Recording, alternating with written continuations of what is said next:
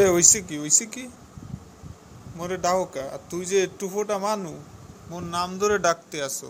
এ কি ঠিক হইতে আছে কদিন মানুষের শুনলে কইবে ডাকি কদিন। এ টাইম দেখছো বাথরুমে গেছো তো সেই সওয়ালে বাইরে আনার কোনো নাম নাই। মগো কি যাওন লাগবে না? নাম ধরার কথা কও, তুই দেই মোর 1 বছরের ছোট। থাক ওইছে, কদি দেই যাবি কমবে? কোনো ঘটনা টটনা আসেনি?